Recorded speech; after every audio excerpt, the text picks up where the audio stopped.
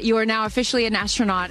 Is a 10 out of 10. That's my review. 10 out of 10. You definitely go for it. 10 out of 10. Well, it was very profound. I don't know if you've seen Katy Perry talk about it, but she's basically a guru now. Yeah. Oprah watching her best friend go to space.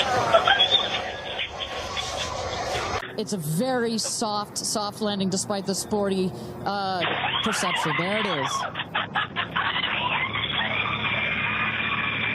See, which is super important. It shows you how quick the flight was. The dead daisy that's like snipped from its life source. The best part was when we got back in our seats after 0 G's, Katy sang "What a Wonderful World." She did? Isn't that nice? Oh, come on. She sang "What a Wonderful." I brought a daisy because I have so much love for my daughter Daisy, and I have so much love for Mother Earth. So Katy Perry thought she was boldly going where no pop star had gone before. But little did she know, her grand journey to the edge of space would end up being less interstellar and more intergalactic embarrassment. Picture this, an 11-minute suborbital flight courtesy of Jeff Bezos' Blue Origin. Wrapped in a full-blown media campaign of enlightenment, daisy symbolism, and hashtags about cosmic love. Yeah, that's right.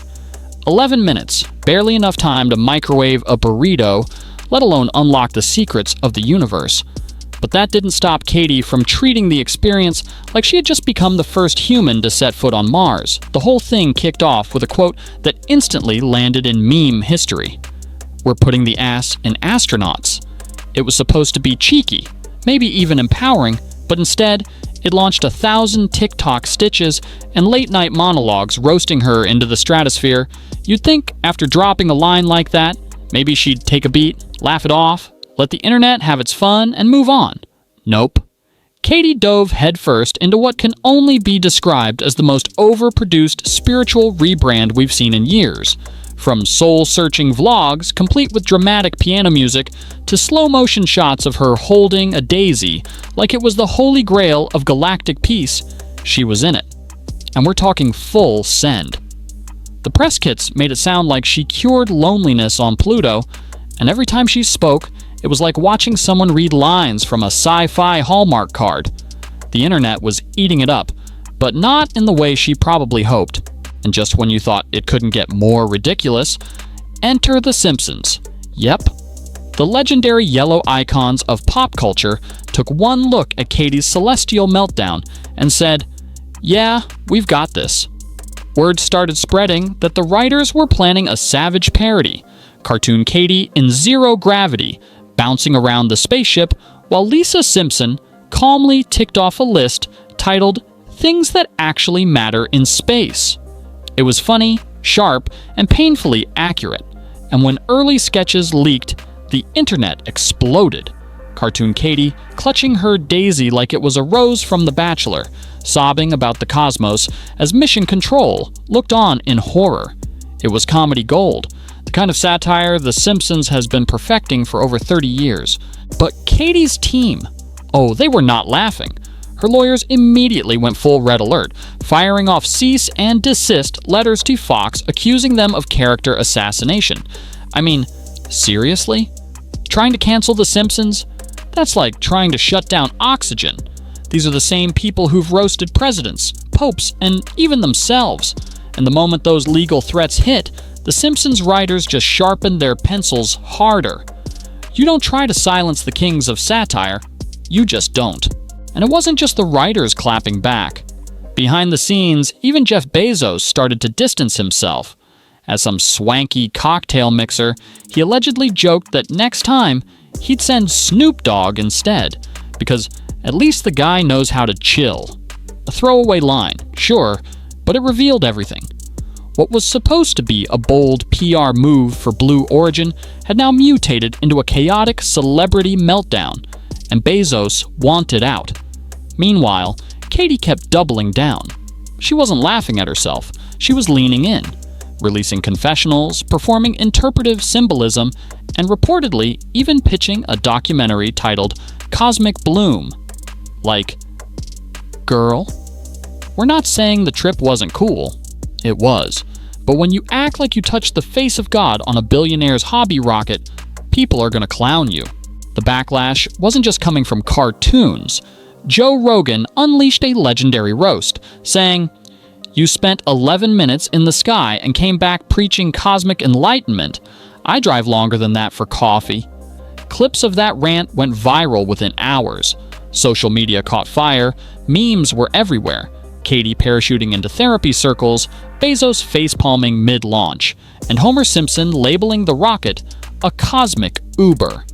And every new legal threat just made things worse. Every attempt to control the narrative just poured rocket fuel onto the memes. The phrase "rocket ride guru" was trending, and not in a flattering way. Inside Team Katy, things were split down the middle. One group begged her to play along, maybe even do a cheeky TikTok with Homer, use the moment to connect with fans and rebuild her image. But the other half wanted full-blown war, lawsuits, PR blitzes, and a docuseries that would reveal the truth. What truth? That you bought a golden ticket and floated for 11 minutes while quoting yoga affirmations? Please. Even her apologies didn't land. She did a few talk show interviews trying to sound humble, saying she respected the legacy of real astronauts, but the damage had already been done. And to make it worse, she dropped new merch the same day, like spiritual awakening teas and cosmic candles. Nothing says I've transcended ego like slapping your journey onto Etsy. But here's where it gets interesting. The public wasn't totally united either. Hardcore fans rallied, saying Katy was just misunderstood and that her journey was about love, not science. They called the criticism sexist, tone-deaf, and unfair. Even Gayle King chimed in, saying no one ever calls male astronauts' flights a ride, and insisted this whole backlash felt gendered. But critics fired back, arguing that this whole thing was influencer culture at its absolute worst. A $400 million rocket trip presented as a pilgrimage, while people around the world are struggling to survive. Yeah, the optics weren't great. And then leaked previews of the Simpsons episode surfaced again. One rumored gag featured cartoon Katy giving a press conference mid-flight, only to discover the mic was a floating barf bag. Another had Bart calling her the first verified #Taganaut, while Lisa delivered a lecture on real scientific milestones. Within minutes, Simpsonaut was trending again, and Katy's lawyers were back to patching holes in a ship that was already halfway underwater. It's honestly wild how fast this spiraled.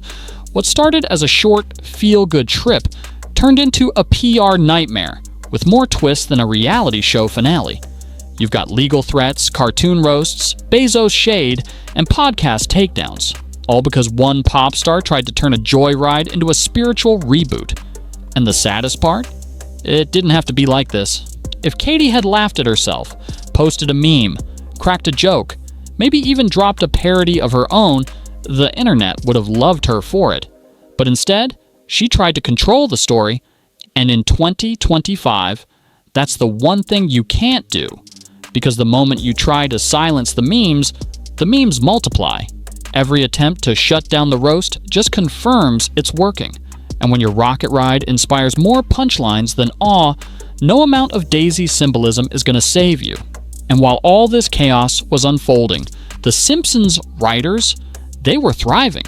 They doubled down on the roast, knowing full well that every legal email only made the episode more anticipated.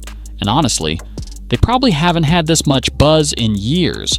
The leaked animatics went viral, people were dissecting frames, TikTokers were reenacting scenes, and even Gen Z, who barely grew up with the show, were suddenly obsessed with Springfield's latest target. The phrase "cosmic Uber" became a meme. People were adding Daisy filters to their Instagram stories as a joke, and Reddit threads broke down whether Katy's vlogs counted as parody or performance art. It was everywhere. Meanwhile, Katy was left floating between narratives. Was she the misunderstood dreamer, the cringy attention seeker, or just another celebrity who flew too close to the algorithm? So now, we're left with this bizarre mix of inspiration, delusion, and internet chaos. Some people see Katy as a brave soul exploring the unknown. Others see her as the poster child for tone-deaf influencer culture. Most of us, we're We're just watching with popcorn in hand, laughing as the most expensive joyride in history crashes headfirst into Springfield satire. Katy wanted to reach for the stars, but in the end, it was The Simpsons who landed the biggest impact. And let's be real, that episode is probably going to get more views than her actual spaceflight ever did.